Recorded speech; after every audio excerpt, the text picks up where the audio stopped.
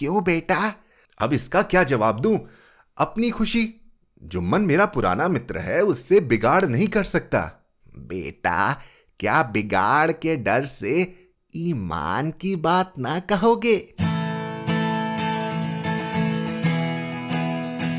आप सुन रहे हैं कहानी जानी अनजानी पीयूष अग्रवाल के साथ। चलिए आज की कहानी का सफर शुरू करते हैं।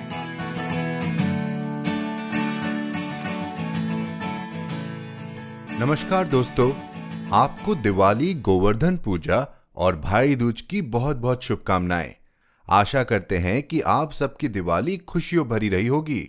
और अनकही कहानियां प्रतियोगिता जीतने वालों को बहुत बहुत बधाई। दीप्ति मित्तल, पूनम अहमद और डॉक्टर लोकेंद्र सिंह कोट। इसी के साथ स्पेशल मेंशन रोहन कानुंगो और पल्लवी अमित के लिए। हम जल्द ही विजेता कहानियों को आप तक लाएंगे, यही कहानी जानी अनजानी पर। तो बने रहिए। दिवाली के पावन मौके पर हम ला रहे हैं दो खास खबर। पहली है आपके सबके साथ जुड़ने का एक और नया तरीका, कहानी क्लब, एक फेसबुक ग्रुप जहां हम सब मिलकर करेंगे कहानियों पर खूब सारी चर्चा। अभी ही जुड़िए फेसबुक पर कहानी KAHANI क्लब, KLUB। जी हां, C नहीं, KLUB। और दूसरी खबर है कि आज हम आप तक लाए हैं मुंशी प्रेमचंद जी की लिखी खूबसूरत रचना पंच परमेश्वर। मुझे यकीन है आपने ये कहानी पहले पढ़ी या सुनी होगी, और नहीं तो आपको और भी ज्यादा आनंद आने वाला है। तो चलिए शुरू करते हैं आज की कहानी का सफर।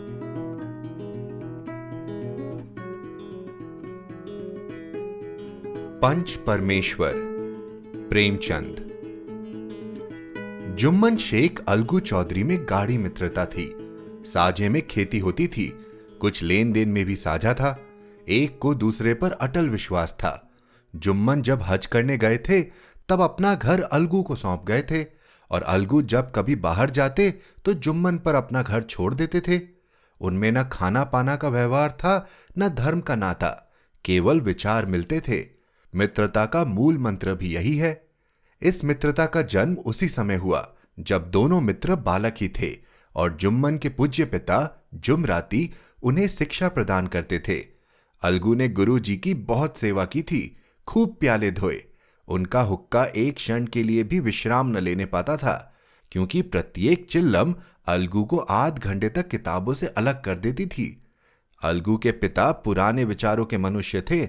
उन्हें शिक्षा की अपेक्षा गुरु की सेवा शुश्रूषा पर अधिक विश्वास था। वह कहते थे कि विद्या पढ़ने से नहीं आती, जो कुछ होता है गुरु के आशीर्वाद से। बस गुरु जी की कृपा दृष्टि होनी चाहिए। अतएव यदि अलगू पर जुमराती शेख के आशीर्वाद अथवा सत्संग का कुछ फल न हुआ तो यह मानकर संतोष कर लेना कि विद्योपर्जन में मैंने यथाशक्ति कोई बात उठा नहीं रखी। विद्या उसके भाग्य ही में न थी तो कैसे आती? मगर जुमराती शेख स्वयं आशीर्वाद के कायल न थे। उन्हें अपने सोटे पर अधिक भरोसा था, और उसी सोटे के प्रताप से आसपास के गांव में जुम्मन की पूजा होती थी। उनके लिखे हुए रहनामे या बैनामे पर कचहरी का मोहर भी कदम न उठा सकता था। हल्के का डाकिया, कांस्टेबल और तहसील का चपरासी सब उनकी कृपा की आकांक्षा रखते थे। अतएव अलगू का मान उनके धन के कारण था, तो जुम्मन शेख अपनी अनमोल विद्या से ही सबके आदर पात्र बने थे। जुम्मन शेख की एक बूढ़ी खाला मौसी थी। उसके पास कुछ थोड़ी बहुत मिल्कियत थी, परंतु उसके निकट संबंधियों में कोई न था। जुम्मन ने लंबे चौड़े वादे करके वह मिल्कियत अपने नाम लिखवा ली थी। जब तक दान पत्र की रजिस्ट्री न हुई थी तब तक खाला जान का खूब आदर सत्कार किया गया। उन्हें खूब स्वादिष्ट पदार्थ खिलाए गए। हलवे पुलाव की वर्षा सी हो गई, पर रजिस्ट्री की मोहर ने इन खातिरदारियों पर भी मानो मोहर लगा दी। जुम्मन की पत्नी करीमन रोटियों के साथ कड़वी बातों के कुछ तेज तीखे सालन भी देने लगी। जुम्मन शेख भी निठुर हो गए। अब बेचारी खाला जान को प्राय नित्य ही ऐसी बातें सुननी पड़ती थी। बुढ़िया न जाने कब तक जिएगी, 2-3 बीघे उसर क्या दे दिए, मानो मोल ले लिया है। बघारी दाल के बिना रोटियां नहीं उतरती। जितना रुपया इसके पेट में झोंक चुके, उससे तो अब तक गांव मोल ले लेते। कुछ दिन खालाजान ने सुना और सहा, पर जब न सहा गया तब जुम्मन से शिकायत की। जुम्मन ने स्थानीय कर्मचारी गृहस्वामी के प्रबंध देना उचित न समझा। कुछ दिन तक यूं रो धोकर काम चलता रहा। अंत में एक दिन खाला ने जुम्मन से कहा, बेटा, तुम्हारे साथ मेरा निर्वाह ना होगा। तुम मुझे रुपए दे दिया करो, मैं अपना पका खा लूंगी। जुम्मन ने घृष्टता के साथ उत्तर दिया, रुपए क्या यहां फलते हैं? खाला ने नम्रता से कहा, मुझे कुछ रूखा सूखा चाहिए भी कि नहीं? जुम्मन ने गंभीर स्वर से जवाब दिया, तो कोई यह थोड़े ही समझा था कि तू मौत से लड़कर आई हो। खाला बिगड़ गई। उन्होंने पंचायत करने की धमकी दी। जुम्मन हंसे, जिस तरह कोई शिकारी हिरन को जाल की तरफ जाते देखकर मन ही मन हंसता है। वह बोले, हां जरूर पंचायत करो, फैसला हो जाए। मुझे भी यह रात दिन की खटखट पसंद नहीं। पंचायत में किसकी जीत होगी, इस विषय में जुम्मन को कुछ संदेह भी न था। आसपास के गांव में ऐसा कौन था उसके अनुग्रहों का ऋणी न हो? ऐसा कौन था जो उसको शत्रु बनाने का साहस कर सके? किसमें इतना बल था जो उसका सामना कर सके? आसमान के फरिश्ते तो पंचायत करने आवेंगे ही नहीं। इसके बाद कई दिन तक बूढ़ी खाला हाथ में एक लकड़ी लिए आसपास के गांव में दौड़ती रही। कमर झुककर कमान हो गई थी। एक एक पग चलना दुभर था, मगर बात आ पड़ी थी। उसका निर्णय करना जरूरी था। बिरला ही कोई भला आदमी होगा जिसके सामने बुढ़िया ने दुख के आंसू न बहाए हो। किसी ने तो यूं ही ऊपरी मन से हूं हूं करके टाल दिया, और किसी ने इस अन्याय पर जमाने को गालियां दी। कहा, कब्र में पांव झटके हुए हैं, आज मरे कल दूसरा दिन, पर हवस नहीं मानती। अब तुम्हें क्या चाहिए? रोटी खाओ और अल्लाह का नाम लो। तुम्हें तो खेती बाड़ी से क्या काम है? कुछ ऐसे सज्जन भी थे जिन्हें हास्य रस के रसास्वादन का अच्छा अवसर मिला। झुकी हुई कमर, पोपला मुंह, सनके से बाल, इतनी सामग्री एकत्र हो तब हंसी क्यों ना आवे? ऐसे न्याय प्रिय, दयालु, दीन वत्सल पुरुष बहुत कम थे जिन्होंने इस अबला के दुखड़े को गौर से सुना हो और उसको सांत्वना दी हो। चारों ओर से घूम घाम कर बेचारी अलगू के पास आई, लाठी पटक दी और दम लेकर बोली, बेटा, तुम भी दम भर के लिए मेरी पंचायत में चले आना। अलगू, मुझे बुलाकर क्या करोगी? कई गांव के आदमी तो आवेंगे ही। खाला, अपनी विपत तो सबके आगे रो आई हूं, अब आने न आने का अख्तियार उनको है। यो आने को आ जाऊंगा, मगर पंचायत में मुंह न खोलूंगा। क्यों बेटा? अब इसका क्या जवाब दूं? अपनी खुशी। जुम्मन मेरा पुराना मित्र है, उससे बिगाड़ नहीं कर सकता। बेटा, क्या बिगाड़ के डर से ईमान की ना कहोगे? हमारे सोए हुए धर्म ज्ञान की सारी संपत्ति लुट जाए तो उसे खबर नहीं होती, परंतु ललकार सुनकर वह सचेत हो जाता है। फिर उसे कोई जीत नहीं सकता। अलगू इस सवाल का कोई उत्तर न दे सका, पर उसके हृदय में ये शब्द गूंज रहे थे, क्या बिगाड़ के डर से ईमान की बात न कहोगे? संध्या समय एक पेड़ के नीचे पंचायत बैठी। शेख जुम्मन ने पहले से ही फर्श बिछा रखा था। उन्होंने पान, इलायची, हुक्के, तंबाकू आदि का प्रबंध भी किया था। हां, वह स्वयं अलबत्ता अलगू चौधरी के साथ जरा दूर पर बैठे। जब पंचायत में कोई आ जाता था तब दबे हुए सलाम से उसका स्वागत करते थे। जब सूर्य अस्त हो गया और चिड़ियों की कलरव युक्त पंचायत पेड़ों पर बैठी, तब यहां भी पंचायत शुरू हुई। फर्श की एक एक अंगुल जमीन भर गई, पर अधिकांश दर्शक ही थे। निमंत्रित महाशयों में से केवल वे ही लोग पधारे थे जिन्हें जुम्मन से अपनी कुछ कसर निकालनी थी। एक कोने में आग सुलग रही थी। नाई ताबड़तोड़ चिल्लम भर रहा था। यह निर्णय करना असंभव था कि सुलगते हुए उपलों से अधिक धुआं निकलता था या चिल्लम के दमों से। लड़के इधर उधर दौड़ रहे थे, कोई आपस में गाली गलौज करते और कोई रोते थे। चारों तरफ कोलाहल मच रहा था। गांव के कुत्ते इस जमाव को भोज समझकर झुंड के झुंड जमा हो गए थे। पंच लोग बैठ गए तो बुढ़ी खाला ने उनसे विनती की, पंचो, आज 3 साल हुए मैंने अपनी सारी जायदाद अपने भांजे जुम्मन के नाम लिख दी थी। इसे आप लोग जानते ही होंगे। जुम्मन ने मुझे ताहयात रोटी कपड़ा देना कबूल किया। साल भर तो मैंने इसके साथ रो धोकर काटा, पर अब रात दिन का रोना नहीं सहा जाता। मुझे न पेट की रोटी मिलती है न तन का कपड़ा। बेकस बेवा हूं, कचहरी दरबार नहीं कर सकती।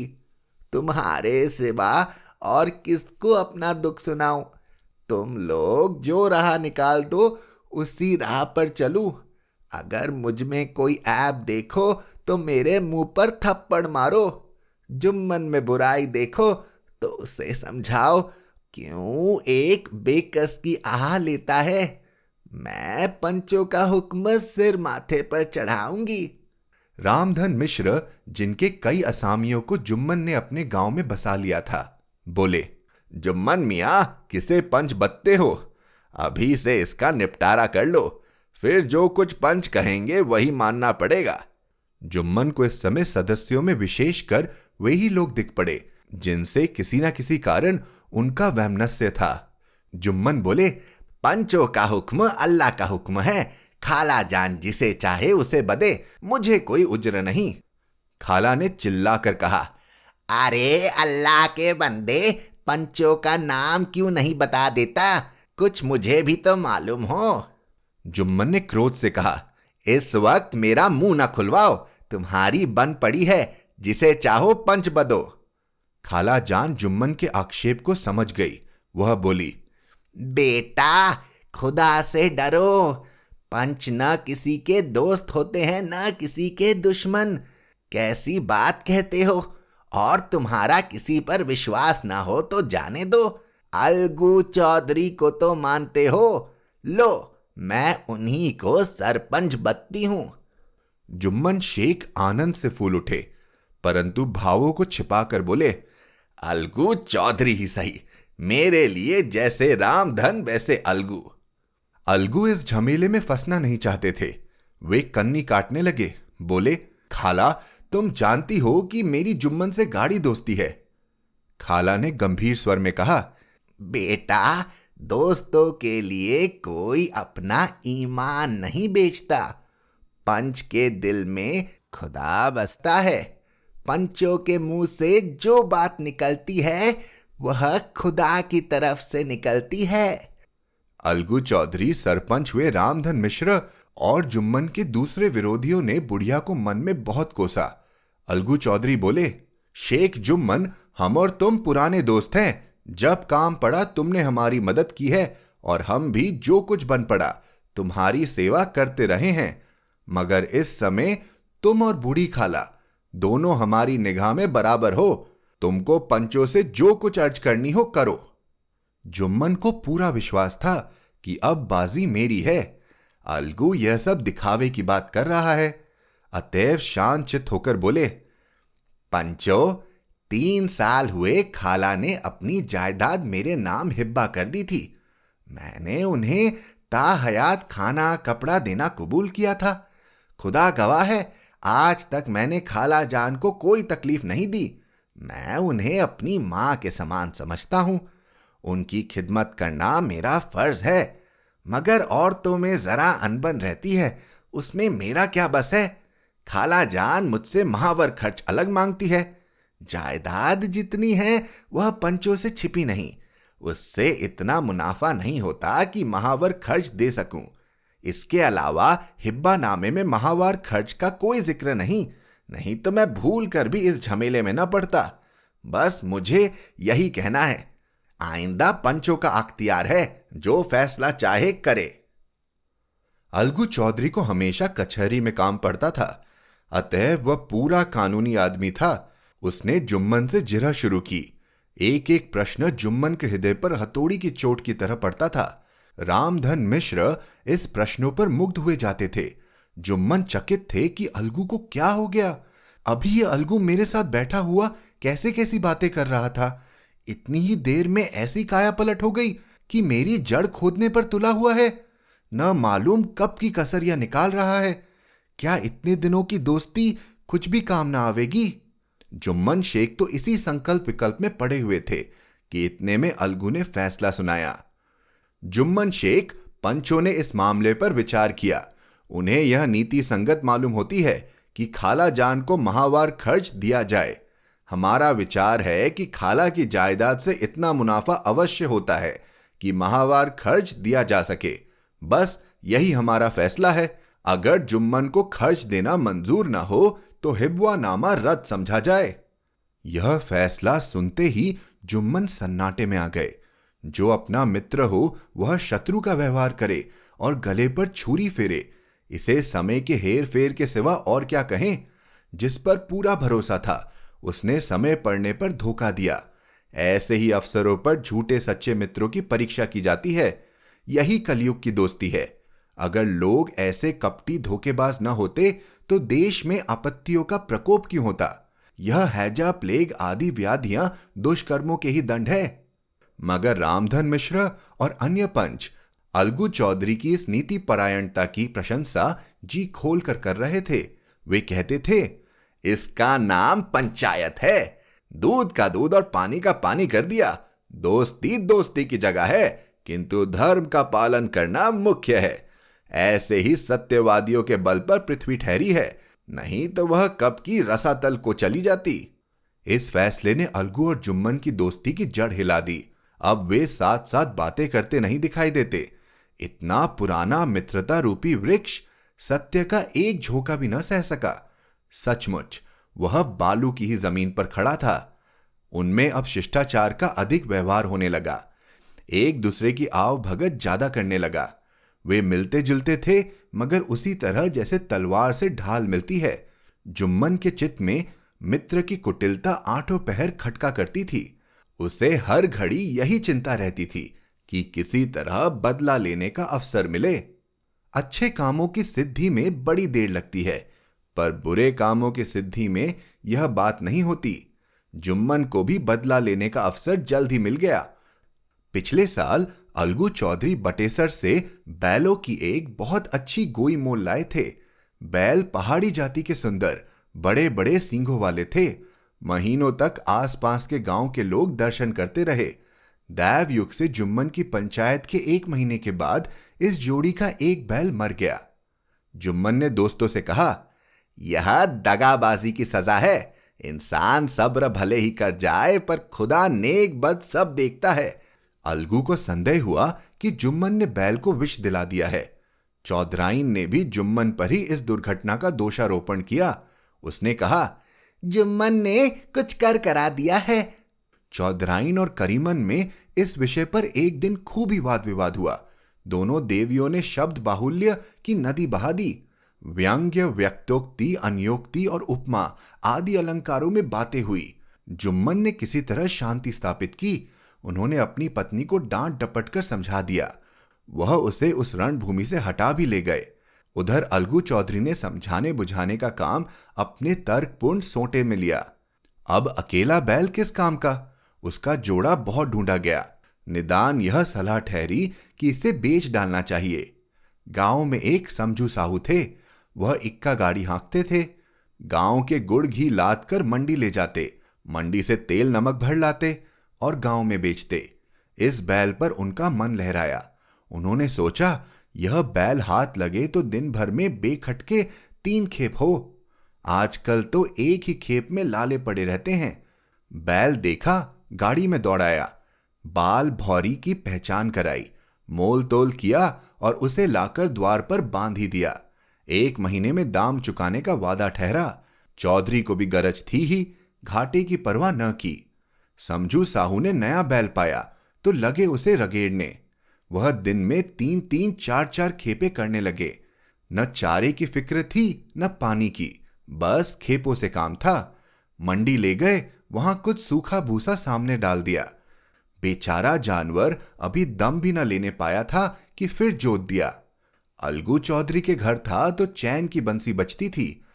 बैल राम छठे छमाहे कभी बहली में जोते जाते थे, खूब उछलते कूदते और कोसों तक दौड़ते चले जाते थे। वहां बैल राम का रातिब था, साफ पानी, दली हुई अरहर की दाल और भूसे के साथ खली, और यही नहीं, कभी कभी घी का स्वाद भी चखने को मिल जाता था। शाम सवेरे एक आदमी खरहरे करता, पोंछता और सहलाता था। कहां वह सुख चैन, कहां यह आठों पहर कहीं खपत। महीने भर ही में वह पिस सा गया। इक्के का यह जुआ देखते ही उसका लहू सूख जाता था। एक एक पग चलना दुर्भर था, हड्डियां निकल आई थी, पर था वह पानीदार, मार की बर्दाश्त न थी। एक दिन चौथी खेप में साहू जी ने दूना बोझ लादा। दिन भर का थका जानवर पैर न उठते थे, पर साहू जी कोड़े फटकारने लगे। बस फिर क्या था, बैल कलेजा तोड़कर चला। कुछ दूर दौड़ा और चाहा कि जरा दम ले लूं, पर साहू जी को जल्द पहुंचने की फिक्र थी, अतएव उन्होंने कई कोड़े बड़ी निर्दयता से फटकारे। बैल ने एक बार फिर जोर लगाया, पर अब की बार शक्ति ने जवाब दे दिया। वह धरती पर गिर पड़ा और ऐसा गिरा कि फिर न उठा। साहू जी ने बहुत पीटा, टांग पकड़कर खींचा, नथनों में लकड़ी ठूस दी, पर कहीं मृतक भी उठ सकता है। तब साहू जी को कुछ शक हुआ। उन्होंने बैल को गौर से देखा, खोलकर अलग किया और सोचने लगे कि गाड़ी कैसे घर पहुंचे। बहुत चीखे चिल्लाए, पर देहात का रास्ता बच्चों की आंख की तरह सांझ होते ही बंद हो जाता है। कोई नजर न आया, आसपास कोई गांव भी न था। मारे क्रोध के उन्होंने मरे हुए बैल पर और दुर्रे लगाए और कोसने लगे। अभागे, तुझे मरना ही था तो घर पहुंचकर मरता, ससुरा बीच रास्ते ही मर गया। अब गाड़ी कौन खींचे। कई बोरे गुड़ और कई पीपे घी उन्होंने बेचे थे। 200-250 रुपए कमर में बंधे थे। इसके सिवा गाड़ी पर कई बोरे नमक थे, अतएव छोड़कर जा भी न सकते थे। लाचार बेचारे गाड़ी पर ही लेट गए। वहीं रत जागा करने की ठान ली। चिल्लम पिया गया, फिर हुक्का पिया। इस तरह साहाजी आधी रात तक नींद को बहलाते रहे। अपनी जान में तो वह जागते ही रहे, पर पी फटते ही जो नींद टूटी और कमर पर हाथ रखा तो थैला गायब। घबरा कर इधर उधर देखा तो कई कनस्तर तेल भी नदारत। अफसोस में बेचारे ने सर पीट लिया और पछाड़ खाने लगा। प्रातःकाल रोते बिलखते घर पहुंचे। सहुआइन ने जब यह बुरी सुनावनी सुनी तब पहले तो रोई, फिर अलगू चौधरी को गालियां देने लगी। निगोड़े ने ऐसा कुलच्छनी बैल दिया कि जन भर की कमाई लुट गई, हाय। इस घटना को हुए कई महीने बीत गए। अलगू जब अपने बैल के दाम मांगते तब साहू और साहुआइन दोनों ही झल्लाए हुए कुत्ते की तरह चढ़ बैठते और अंड बंड बकने लगते। वाह, यहां तो सारे जन की कमाई लुट गई, सत्यानाश हो गया। इन्हें दामों की पड़ी है। मुर्दा बैल दिया था, उस पर दाम मांगते चले हैं। आंखों में धूल जोग दी, सत्यानाशी बैल गले बांध दिया। हमें नीरा पोंगा ही समझ लिया है। हम भी बनिए के बच्चे हैं, ऐसे बुद्धू कहीं और होंगे। पहले जाकर किसी गड्ढे में मुंह धोआओ, तब दाम लेना। न जी मानता हो तो हमारा बैल खोल लो। जाओ, महीना भर के बदले 2 महीना जोत लो, और क्या लोगे। चौधरी के अशुभ चिंतकों की कमी न थी। ऐसे अवसर पर वे भी एकत्र हो जाते और साहू जी के बराने की पुष्टि करते, परंतु 150 रुपए से इस तरह हाथ धो लेना आसान न था। एक बार वह भी गर्म पड़े। साहू जी बिगड़कर लाठी ढूंढने घर चले गए। अब सहुआइन ने मैदान लिया। प्रश्नोत्तर होते होते हाथापाई की नौबत आ पहुंची। सहुआइन ने घर में घुसकर किवाड़ बंद कर लिए। शोरगुल सुनकर गांव के भले मानस घर से निकले। वह परामर्श देने लगे कि इस तरह से काम न चलेगा, पंचायत कर लो, कुछ तय हो जाए उसे स्वीकार कर लो। साहू जी राजी हो गए।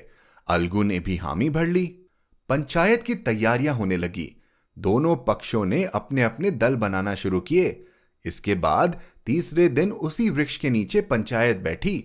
वही संध्या का समय था। खेतों में कौए पंचायत कर रहे थे।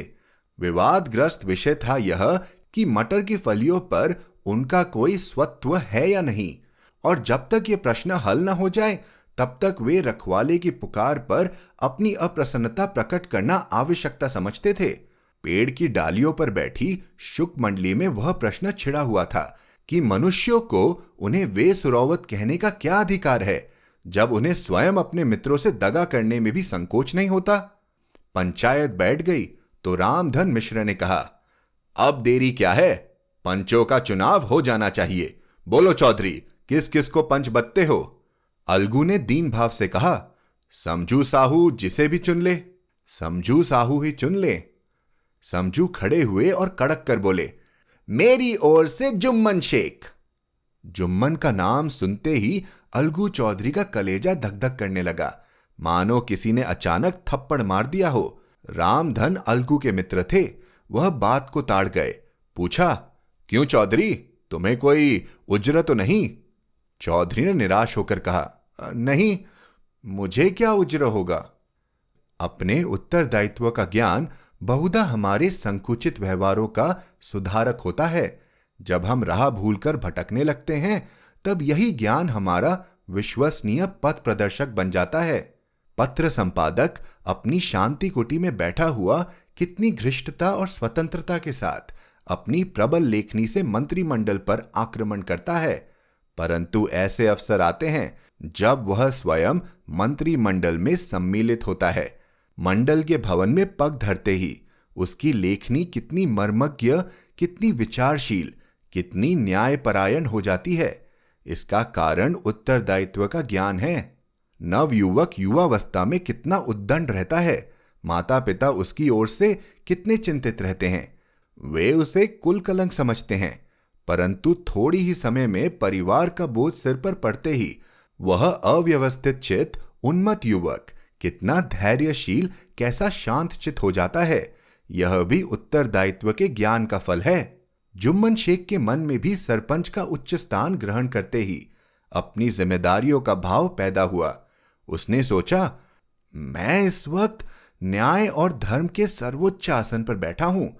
मेरे मुंह से इस समय जो कुछ निकलेगा वह देववाणी के सदृश है, और देववाणी में मेरे मनोविकारों का कदापि समावेश न होना चाहिए।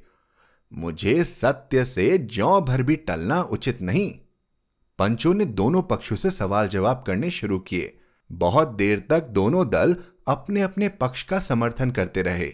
इस विषय में तो सब सहमत थे कि समझू को बैल का मूल्य देना चाहिए, परंतु वो महाशय इस कारण रियायत करना चाहते थे कि बैल के मर जाने से समझू को हानि हुई। उसके प्रतिकूल 2 सभ्य मूल के अतिरिक्त समझू को दंड भी देना चाहते थे, जिससे फिर किसी को पशुओं के साथ ऐसी निर्दयता करने का साहस ना हो। अंत में जुम्मन ने फैसला सुनाया, अलगू चौधरी और समझू साहू, पंचों ने तुम्हारे मामले पर अच्छी तरह विचार किया। समझू को उचित है कि बैल का पूरा दाम दे। जिस वक्त उन्होंने बैल लिया उसे कोई बीमारी न थी। अगर उसी समय दाम दिए जाते तो आज समझू उसे फेर लेने का आग्रह न करते। बैल की मृत्यु केवल इस कारण हुई कि उससे बड़ा कठिन परिश्रम लिया गया और उसके दाने चारे का कोई प्रबंध न किया गया। रामधन मिश्र बोले, समझू ने बैल को जानबूझकर मारा है, अतएव उससे दंड लेना चाहिए। जुम्मन बोले, यह दूसरा सवाल है, हमको इससे कोई मतलब नहीं। झगड़ू साहू ने कहा, समझू के साथ कुछ रियायत होनी चाहिए। जुम्मन बोले, यह अलगू चौधरी की इच्छा पर निर्भर है। यह रियायत करें तो उनकी भलमानसी। अलगू चौधरी फूले न समाये, उठ खड़े हुए और जोर से बोले, पंच परमेश्वर की जय।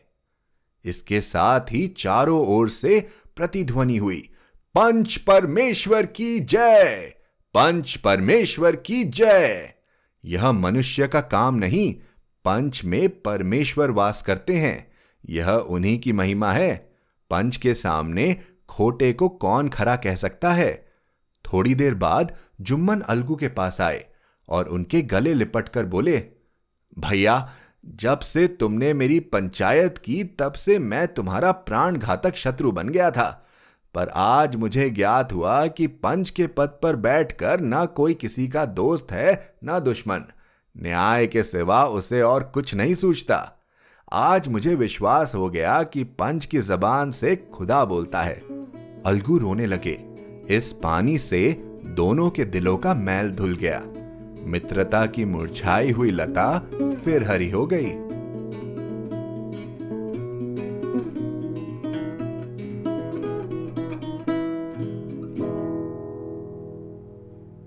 तो दोस्तों, कैसी लगी आपको आज की कहानी?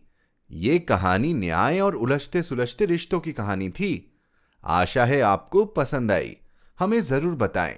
hello@piyushagarwal.com पर हमें आपके खत और मैसेजेस का इंतजार रहता है बेसब्री से। फेसबुक पर कहानी क्लब में जुड़ना न भूले। कहानी KAHANI क्लब KLUB फेसबुक पर सर्च करें और ज्वाइन करें। इसी नोट पर मैं आपसे विदा लेता हूं। अगर हमारी कहानियां आपके दिल को लुभा रही हो तो आप हमें अपना योगदान कर सपोर्ट भी कर सकते हैं। और जानकारी के लिए piyushagarwal.com पर सपोर्ट द शो लिंक पर क्लिक करें। आप जिस भी ऐप पर यह पॉडकास्ट सुन रहे हैं, हमें सब्सक्राइब या फॉलो करना ना भूलें। हर शुक्रवार आप तक नई कहानियां लाने का श्रेय मैं अपनी टीम को देना चाहूंगा। आज के एपिसोड की प्रोड्यूसर हैं देवांशी बत्रा। आप सुन रहे थे कहानी जानी अनजानी पीयूष अग्रवाल के साथ, जो कि इंडी पॉडकास्टर की एक पेशकश है। तो हम आपसे मिलते रहेंगे हर शुक्रवार। तब तक के लिए अपना ध्यान रखिए, स्वस्थ रहिए और मुस्कुराते रहिए।